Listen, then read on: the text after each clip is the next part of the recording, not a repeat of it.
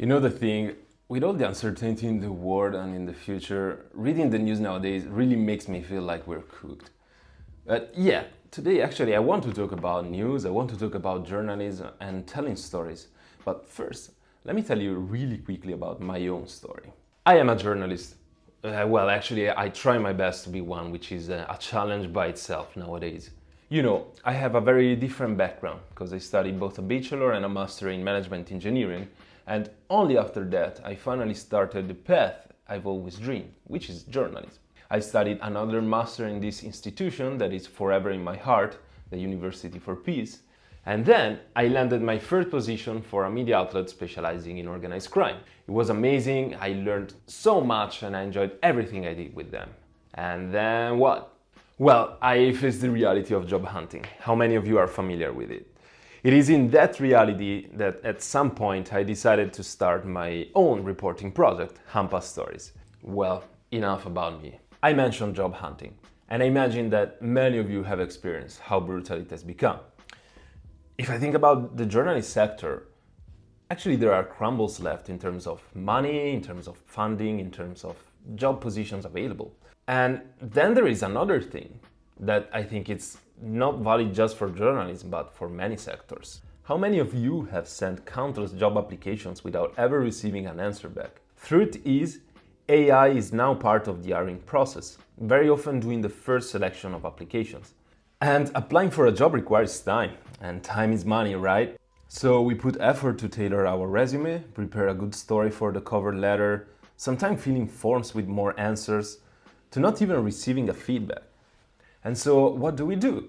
We use AI to increase our chances to be selected by an AI. We use AI to fill resumes with the right keywords to tailor the cover letters.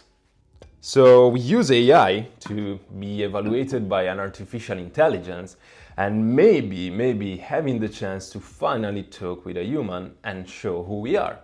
This loop is kind of dystopic, I think, but it is becoming more and more ingrained in the job market, and it's pretty disheartening. And now comes a post I recently came across, and that is being covered and talked about so much in these weeks. I'm referring to Something Big is Happening by Matt Shumer. I also didn't know who this guy was, but he appears as an AI entrepreneur and co-founder of an applied AI company called Other Side AI. So apparently Matt Shumer said that he wrote this post to warn his loved ones and his friends about the imminent impact of the newer models of AI.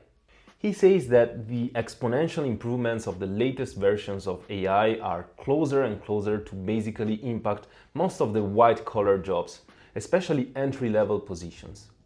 Law, finance, medicine, accounting, consultancy, writing and journalism, analysis, and more. And the time frame expected is reducing more and more, even a few years. So I'm very aware that all these tech gurus, AI gurus are pushing and hyping the technology so much, so everything has to be taken with a pinch of salt. But the picture that emerges from this post is pretty concerning. One thing that worried me were the comments of people who work, for example, in coding or in sectors where they are already using the latest models and who at least partially agree with Shumer's post.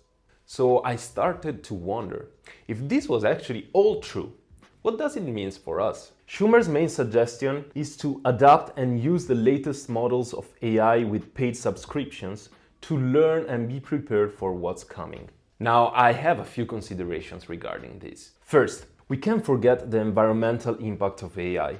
Data centers, which are essential for the functioning and development of artificial intelligence, have a huge impact in terms of water and electricity consumption, especially for the surrounding areas and communities where they are built. Just to have an idea, data centers are forecasted to consume 4% of electricity worldwide by 2035.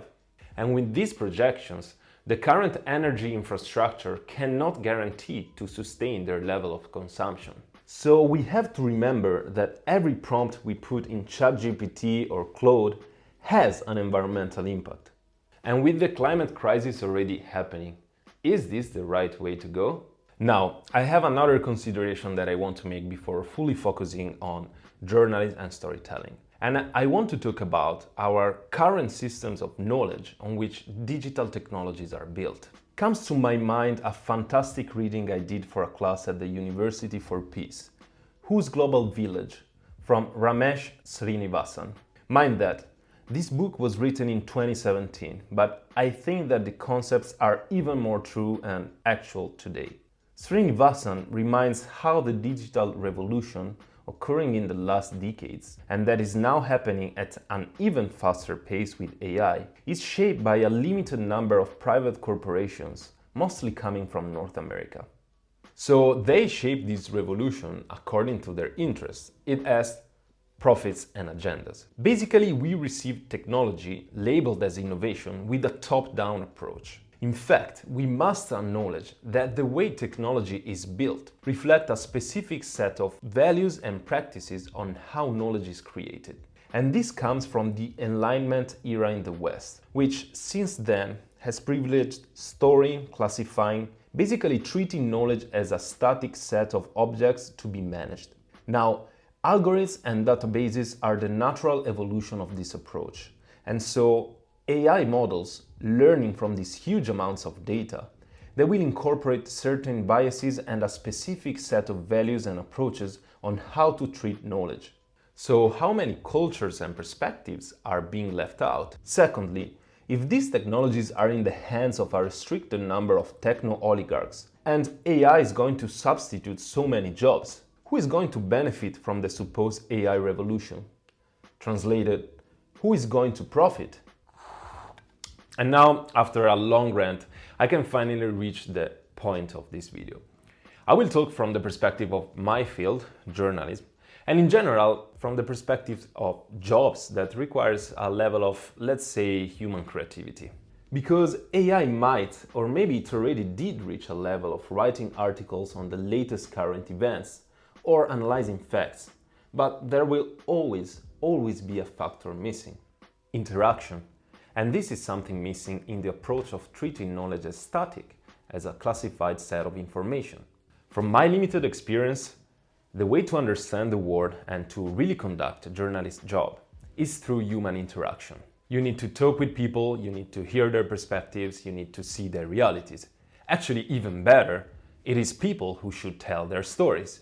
Yes, probably an artificial intelligence can already bring you the factual and historical information about certain events, but it cannot see, hear and breathe the reality in which humans live. And I also fully believe that it is through human interaction that we favor mutual understanding between different cultures, that we see where our similarities and common struggles exist, where we open the path for collaboration. We live in an age in which our existing technologies could have the potential to bring people closer, to see distant realities, and to hear stories directly from who lives them. And yet, we've seen an increasing amount of disinformation and polarization, to the point that it can be targeted for the specific views of an individual. And with AI, this can only get worse.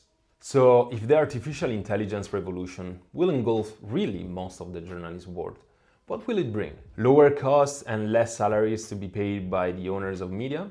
At the price of removing the human factor? The same human factor and creativity that is more and more at risk in sectors like music, art, design, because AI will substitute humans. I don't want to have a preconceived bias against technology, but we need to ask ourselves, how is it going to be used and for what purpose? My question is again, who is going to benefit from it? Who is going to profit? There are so many fellow journalists that are doing amazing reporting from around the world. And I truly believe that now, more than ever, we need real journalism. We need to hear different perspectives. We need human interaction and exchange to understand the world and our common challenges. Because yes, something big is happening. With the climate crisis and with increasing global wealth concentration in the hands of a restricted number of individuals and companies, something big is happening in our present and in our future as humans. Thank you for your attention. Let me know what you think in the comments.